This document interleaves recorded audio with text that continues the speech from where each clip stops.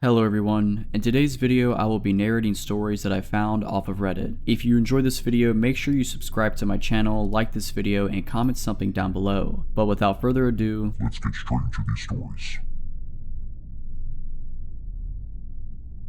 One time I was walking home from the train station after I spent the weekend at my aunt's house. It was about 11 at night and very dark outside. When I was almost home, I noticed a guy on crutches in front of me who walked the same direction and then stopped every couple meters to turn around and look at me before continuing to walk on. Since he was walking with a limp, I quickly passed him. When I did, he stopped walking and grinned at me in a very creepy way. I kept moving, since I lived in an apartment over a burger restaurant. For a moment I considered to ask one of the employees to walk me to the front door because to get to the entrance of the apartment part of the house, you had to walk around the house into a dark court. Finally, I however didn't ask because I thought what could possibly happen. The guy is on crutches and I didn't want to come across childish. So I was walking through the court of our house and wanted to pull out my keys while walking. Suddenly I couldn't find them in my handbag. I realized I had thrown them somewhere in my travel bag because I didn't want to lose them from my handbag while staying at my aunt's and being out with her all the time. So still standing in the middle of the court, I had to search the whole travel bag for the key. I was so distracted by the whole key searching incident that I totally forgot about the creepy guy I had encountered before. When I finally pulled the key out of the bag, I looked up behind me and the creepy guy from before was standing right behind me, grinning. I always thought in a situation like that I'd start screaming, but instead, I couldn't get myself to make any sound at all. With the keys in my hand, I started running to the front door, opened it, and jumped inside the house. The guy, still walking with a limp, followed me as fast as he could. Luckily, due to his injury, he wasn't as fast as me. Unfortunately for me, our front door was one of those doors that slowly fall into the lock automatically, but when you try to push them in order to shut them quicker, it pressures back and stops you from slamming it. So there I was, trying to push the door into the lock, while creepy guy was on his way to follow me into the house. Believe it or not, the door fell into the lock right in the second he reached the doorstep.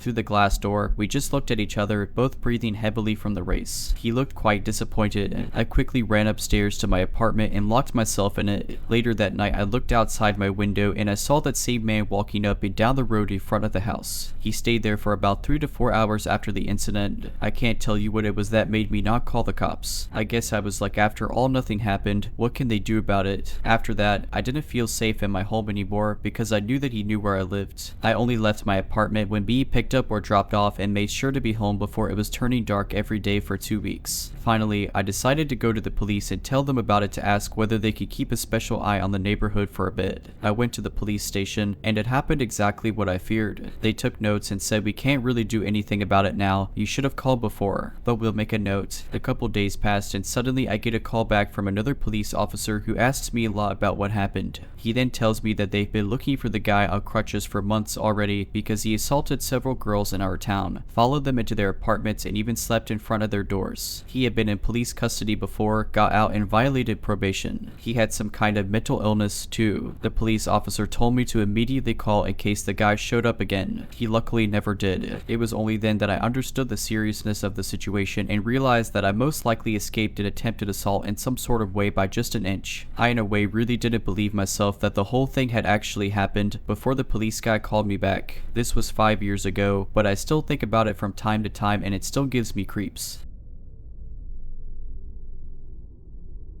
Back when I was around 18 years old, I would go out to parties with my friend at night. It was my best friend at the time, Ivan, and his cousin Cesar that would invite me out that fateful night. I had been talking to a friend of Ivan on Facebook about meeting each other, and since I really hadn't had much experiences with girls, I thought it was now or never. This girl had a birthday party that day and invited us all to join her. So I took a bath, got ready, and my friends pulled up for me in a small car model that was really popular in Mexico in early 2000s. Since it was small, it was really good at saving gas and not too expensive, so the perfect car for a college student. I said bye to my mom and got in. We went to buy beer for the night and a pack of smokes for everyone. Back then I would smoke a lot. I still cringe about it, but it was a college thing, I suppose. My friend told us that he had been in contact with this girl on Facebook and that she accepted to come to the party with him tonight. We all were impressed and happy for him. We pulled to her house and parked near a park to wait for her. I remember a group of thugs walking around the park, but since they seemed our age, we weren't bummed out. My friend called her to come out and my friend Cesar stepped out out for a smoke. I was sitting in the back not wanting to come out because of these guys outside. They seemed to be asking for trouble because they'd begun to argue about something really dumb with him. So my friend Ivan told me to step out just to have his back in case anything went down. I'm not particularly strong, but I am almost 6 feet tall, and with a winter coat I tried my best to appear tough enough for them to think twice. I lit a cigarette and pretended to be a tough guy and looked at a guy and laughed. Somehow it worked and they left. We went to the party and had a great time. I made out all night the girl I was talking to and later even found out she had kissed pretty much every dude that was there before me. Nevertheless, I was still grateful for the opportunity and said goodbye with a long kiss. As we headed back to the house of my friend's date, she seemed very quiet. I knew they had hit it off during the party but now looked stiff and even scared. My friend and I were waiting in the back to let them have the front to themselves, but she was just nervously looking at her phone. When we arrived, she wanted to get out and my friend, trying to score points, said, "Wait, I'll walk you in." She did not like this and said, "Just go." We were a bit buzzed in the back and wanted to have a smoke, so we all stepped outside and watched them go to her door. I remember laughing about something with my friend when the mood suddenly became so dark. She started screaming, "Go now. Get out of here." The car pulled out nearly in front of us and people with bats and blunt instruments got off so fast I barely remember how I got back into the back seat. The girl said something along the lines of "leave them alone," and held him while a bunch of dudes got out. My friend Ivan got into the driving seat and started the car. Thankfully it started right up without trouble, but a big bottle of liquor then hit the windshield, cracking the top corner. I saw some guys come from the right side of the car where we were standing and quickly went to the other side to let my friend have easy way in into the back right seat. As I turned the corner, I saw this massive looking guy come up to me and barely had time to close the door and pulled the lock down. The dude was punching my window. My other friend wasn't so lucky since he actually got hit in the head and I barely made it in the car. He couldn't even close the door because one guy was grabbing his leg. All of this happened in the span of 6 seconds. I acted all out of instinct and thankfully we all got in and my friend stepped to the gas while zigzagging in case they would shoot us. We all were scared and wondered what had happened. As we got back to our neighborhood, my friends were fuming. Both of them knew their way around the fight and could hold their own. I, on the other hand, am turning 30 next year and still have never been in a fight. Thankfully, I still had some cash left and told them we should go buy some illegal beer at midnight and tried my best to calm them down and convince them not to go back. My friend Cesar had actually woken a dude up in the middle of the night with a phone call and the man was ready to show up and throw down. After a few beers and a lot of talking, I convinced them it wasn't worth it and to just let the night end. I got home, my parents never found out, and I just fell asleep.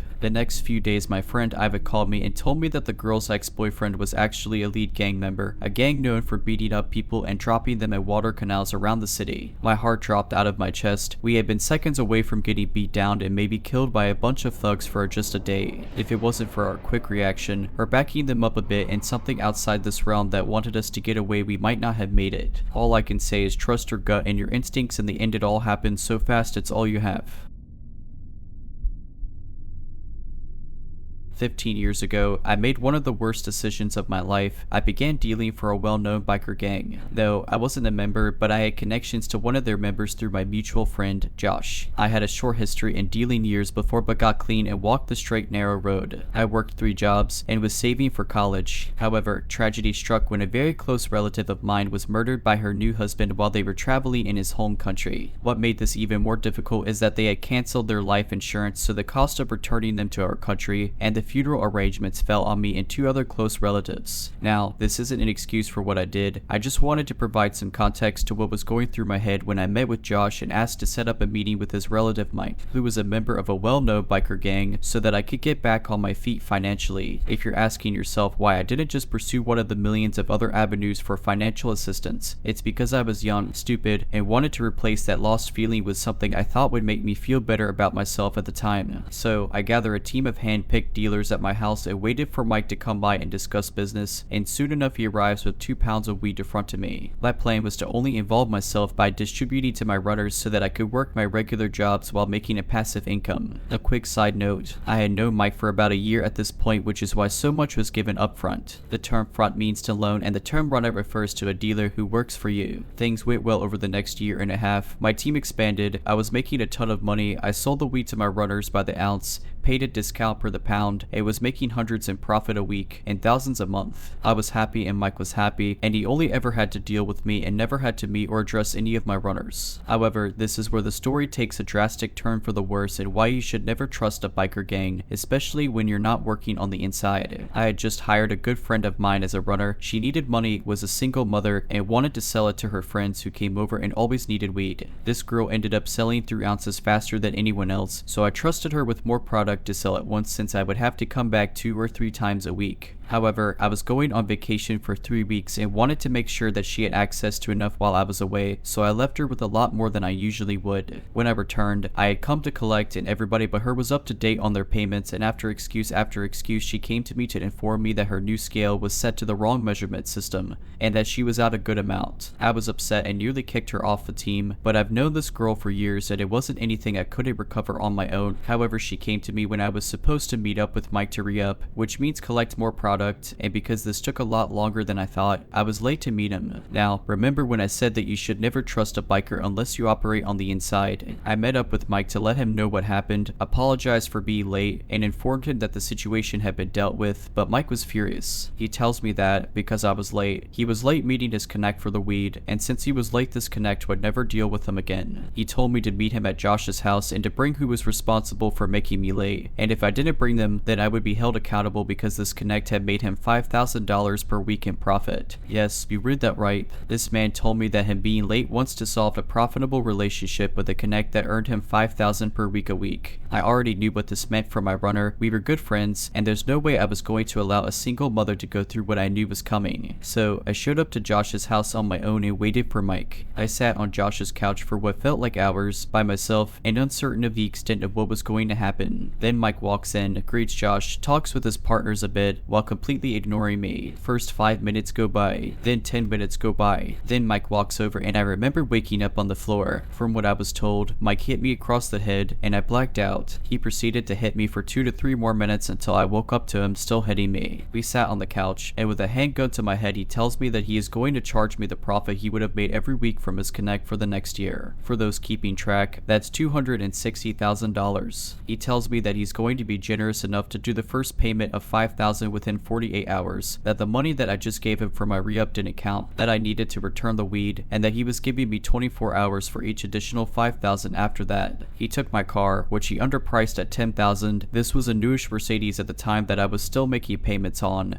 and essentially planned on using me as a human automated teller machine. At this point I knew what was happening, and despite our relationship for the past year, he was going to exploit me for as long as he could until he had a reason to get rid of me. So I went home and thought about my options. I had around $17,000 in cash, my savings, which amounted to just over $35,000. But even that would only get me by on the payments for a week. I realized that even if I was able to come up with half of the money, I would end up in jail or worse. After 24 hours of deliberating, I considered the fact that Mike had never met any of my runners. My family had moved away from this town after the death of the relative, and there was no way that I was going to risk my life or my freedom for some arbitrary debt. So I took all my cash, made my savings available, and knew I only had 24 hours to run as fast and as far as I could. 40:30 in the morning, I gathered a bag full of clothes, called a lifelong friend of mine who had moved to another country 4 hours away, explained the situation, asked if I could stay on his couch for a week, and took a bus as close to the Greyhound station as I could get without stopping in front of it. The Greyhound didn't require photo identification at the time, and I didn't want to fly out of my own city in case anyone saw me, or Mike was able to figure out where I was going by pressing any of the airport staff. At this point my heart was beating out of my chest because, although the Greyhound isn't as busy as the airport, if Mike, or anyone he knew, saw me there it was game over. I waited an hour, then walked inside and bought a ticket for a city 3.5 hours away that had an airport. Before boarding, I wrote down all my important contacts, removed the battery from my phone, dropped it down the sewer, and began my escape. At 8:15 in the morning, I stop in said city and buy a ticket to go and meet said friend. 12:30 at noon, I land in a country I've never been to, in a city I've never been to. My friend picks me up and we talk about the situation the entire way home. Him and I had a similar past, and although the story itself is ridiculous, he understands. When we arrive at his place, I cut my hair, decide on a new name I'll go by while staying in the city while deciding my next move. I get a new prepaid phone and number and try to relax. 6 in the afternoon. I was supposed to meet Mike 30 minutes ago. The stress starts to kick in. 8 at night, we've been drinking and telling stories, and I remember that I hadn't deleted my Facebook, so I jumped onto my friend's laptop, threw on a VPN that was located in my home country, and was met with a flood of messages. Josh and Mike had kicked in my front door and destroyed my place. They left messages with the addresses of places they thought I was hiding out. They told me that they were watching the airport and Greyhound station and told me that it would be impossible to leave the city. It was at that point that I realized they never knew I left. Throughout the coming weeks, months, and years, I made a habit of changing phones and moved around from city to city and country to country. I even did those work for your accommodation programs in a couple of countries as a tourist. Every few weeks and months, I would get an email from a single friend back home who would tell me that Josh or his girlfriend were telling people to assure me that it was okay to come back, and things had blown over. A couple times I even tried to reach out to some other friends back home, only to find out that they were trying to cash in on the reward Mike had placed to anyone who could find out where I was. It eventually became easier to cut contact with anyone and everyone around me if I felt that I needed to move or felt that I couldn't entirely trust them. I could never go back to who I was or where I came from physically or mentally. I later found out that Mike had a nasty habit of hiring dealers that when he thought they had made a good amount of money, he would conjure up some dire situation in which they would need to pay him back a crazy amount. He would drain them for every dime they had until they couldn't pay anymore. After that, they would usually end up in a ditch somewhere. One of his associates, who happened to be my next door neighbor back home, was recently charged for first-degree murder after taking a woman out to the woods and killing her. Although this did a number on my trust issues, I've made a lot of changes throughout my life since the event. I've changed my name. Obviously, I'm in my mid-30s now. I have an amazing corporate position in a company that changes lives. I speak to schools about the impact of poverty, and it's taught me to empathize with people in different positions than my own. I own a condo in a very beautiful city. I'm engaged. I took up learning a second language, and I never take the second chance I've been given for granted. I've been clean for just over 15 years now. I've never told anyone in my new life about what's happened. I don't even think they would believe me. I take full responsibility for my stupidity in my younger years. Never again. If you're liking this video, all I ask is that you make sure to subscribe to my channel and like this video. Thank you. I, a 24-year-old woman at the time, was 21 years old. I lived in a larger small city in the Midwest. At the time, I had no car, a bicycle, and hardly enough money for the public buses. I worked at a retail battery, lighting, and repair store. I worked full-time and only lived a little over a mile from my job. Since I was a female in a male-dominated field, I was often used to targeted abuse from men that thought that they knew better. Many times I stood my ground and flaunted my knowledge in subjects that these men couldn't grasp. Because of my willingness to learn and my close proximity to work, I often worked all sorts of hours, mostly by myself. This time I wasn't the person closing and had a coworker, Joey, who was 22, who came in for a part-time shift after he wrapped up classes at the local college. We had a close friendship, and we often stood up for each other and stood in when we were flustered or needed to go to the bathroom in the back. Joey received a phone call for a possible repair on a smartphone, a low-tier phone though, and he wasn't 100% sure if it was a phone that we could repair. He asked the young female caller to stop by for a consult. She had quickly agreed and said that she would stop by at around 5:30. This was a night that I was supposed to get done at 6 and catch the bus at around 6:30. It was a windy, drizzly, early fall night. I remember this because I had my bike with, and it became my anchor that night. A little before 6, this frantic, terrified, bawling 20-something-year-old woman came into our tiny shop. I was at the counter, switching out aging price tags and general store maintenance. I looked up at her, confused and willing to help. She looked me deep in the eyes, asking if Joey was here. At the time, he was using our tiny bathroom in the back, so I had to step in and help out any customers. I told her that he was currently busy and that I was willing to help her. She handed me her smashed cheap phone very timidly. My customer service skills couldn't prepare me for what she was going to say next. She quietly told me that her boyfriend, who was out in his red mini truck in the small front parking lot,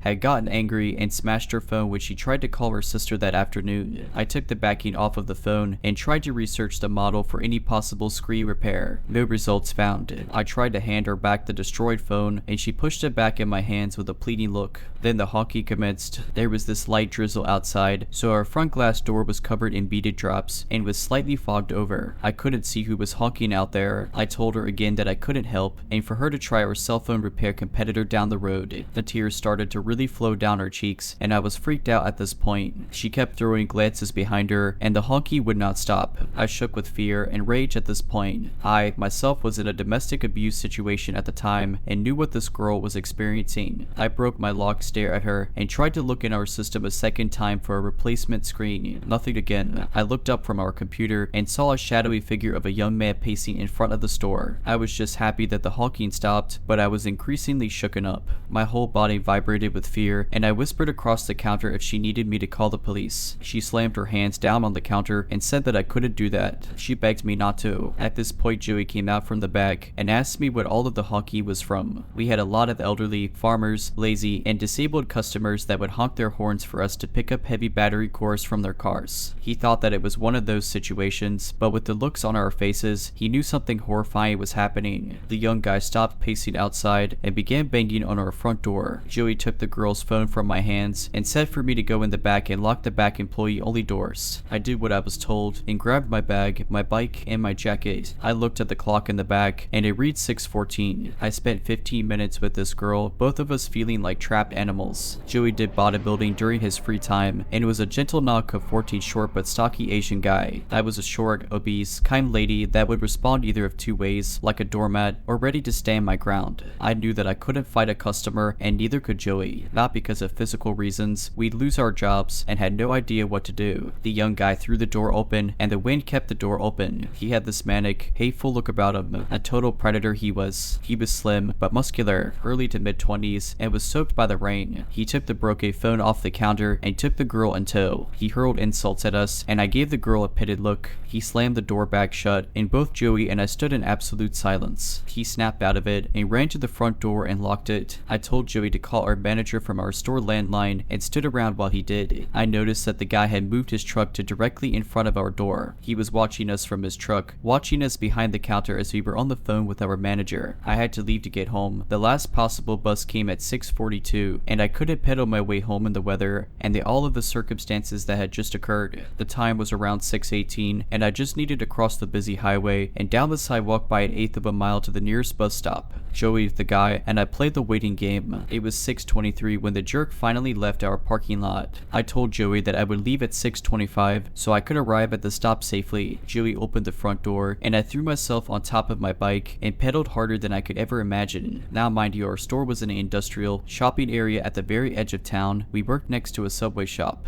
and worked across from a strip mall with a bullseye store and a local chain grocery store with other retail stores and a bank all in that large lot. It started to downpour and as I tried to pull out of our parking lot straddling my bicycle, I caught a glimpse of the red truck looping around the Subway shop. The highway had dual lanes each way and I had to play real life Frogger if I wanted to make it my destination in one piece. There was a few cars that slowed for me as I hauled myself to the other side of the road. I jumped off of my bike and threw it on top of the curb. I promptly hopped back on and tried to pedal off. My front wheel was stuck in the grassy strip and my right foot had slipped off of the pedal. My shin struck the pedal and I had to act quickly. I grabbed the frame of my bike and jogged awkwardly to the bus stop. The red truck pulled into the bank parking lot, of which I had just passed. The truck pulled around and went out through the entrance across from the Subway shop and took the closest lane to me. He went at a crawl and turned at the red light so he could circle the main parking lot of the shopping center. There were 3 ways to get into that parking lot. One to the left, one in the center, which was slightly off to the right across of the Subway shop, and the other far to the right next to the grocery store. I stuck to the sidewalks since it felt safer and was in front of people. The truck patrolled the parking lot, the hunter stalking its prey. I felt cold, sore, and cornered just like an injured animal. There was a couple of cars that pulled into the left entrance of the parking lot, causing the truck to stop from re-entering the lot again. I almost collapsed in the small bus stop and I felt my phone buzz. I saw that it read Joey, so I rested my bike on my person to answer the call. Joey told me that he was watching, and even though he had an elderly couple in the store that he was helping, that he wouldn't allow the guy to hurt me. I started to cry. All of this had just gotten to me. The red truck looped around once again and again. I saw the bus pull up early at 6:39 and I couldn't be happier. I knew the driver since I used the buses to get around town, errand shopping, and to get to and from work. I had my stupid bike to worry about. I hung up the phone with Joey, putting my phone in my jacket pocket, and strapped down my bike in the rack that was in front of the bus. I struggled since I shook and my bike was slick from the rain. I got on the bus and and turned to the open bus doors and saw that the truck took a left at the center entrance of the lot. I could finally let my guard down. I sat at the front of the bus and my hand shook at trying to get the $1.25 for the fare. The driver said that it was okay and that I could take my time with the change. I kept my backpack on and pulled my damn phone from my pocket, dialing Joey's number, letting him know that I was fine. In under 15 minutes, I made it to my apartment safe, but deeply disturbed. I took my bike in so it wouldn't draw any attention to where I lived. All of this gave me an idea to leave my own domestic abuse situation a few months later when the pandemic took the world by storm. To this day, I wonder about that girl and hope that somebody more daring and stronger than me called the cops on her abuser, that she had the strength to leave that violent man, for her to write her own story and to recover from all of it. I'm currently doing significantly better in life and finally have my own car, and I live a couple of states away safely from my past life, even though I'm states away and it's been 3 years now. Let's not meet.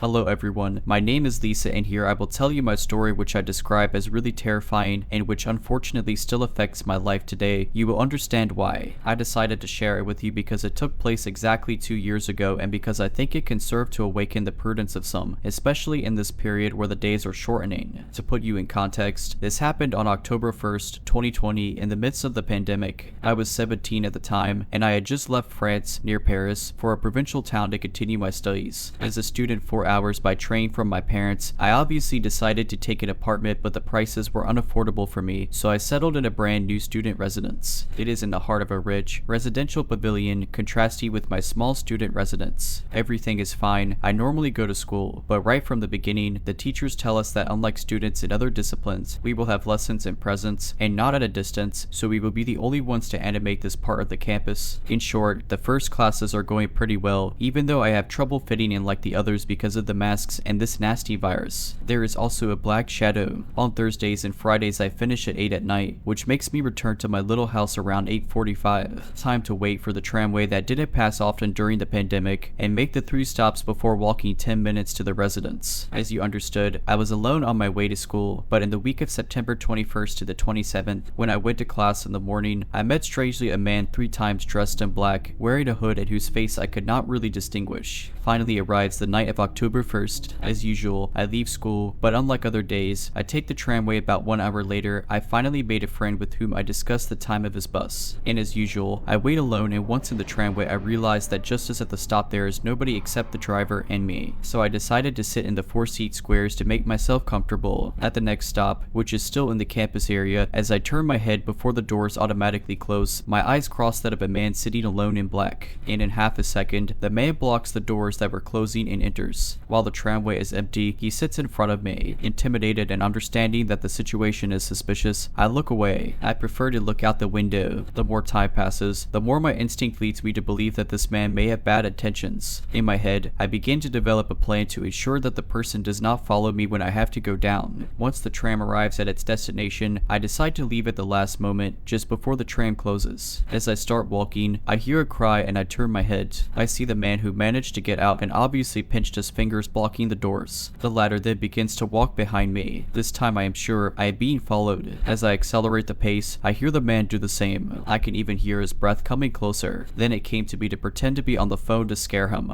That worked at first. Indeed, when the man turned around, my phone rang. I later learned it was my friend who just wanted to tell me he had the wrong bus. I was sure he heard the bell and therefore understood the deception. I turn around and see the man slip something in his hand. I see nothing because of the night. The latter starts screaming and running after me. While I am out of breath, I rush into a crossing on a neighbor. I throw myself in the arms of the latter and shout loud, "Great, you came to get me." At these words, my neighbor immediately understood the situation and returned with me to the residence. Before that, I turned one last time and nothing. The man had disappeared. Once I'm in my room crying, I think back to this man's walk. Bingo, it looks like the person I met earlier this week. I decide the next day to make a statement. During the day, I was called to tell myself that the surveillance videos of the tram had revealed the identity of the person. He was a wanted man for assault and armed robbery. Apparently, he found pleasure in assaulting rich girls to humiliate them before stealing them. That's when he prowled in my neighborhood, made my blood run cold, and I decided to go home to my parents. Apparently, the man was found 2 weeks later in another city for assaulting a young girl in a store. Pay attention to yourself, especially at night. And above all, nothing is better than to follow your instincts. Still today, we talk about it with my neighbor. Besides, he confessed to me last year that he often saw the scene and especially rethinks my face decomposed by fear. He says he's deeply shocked. Even if this story ends well, it has developed in me a kind of distrust. I remain on my guard, especially when it comes to meeting people with hoodies. Now I keep a pepper spray in my bag.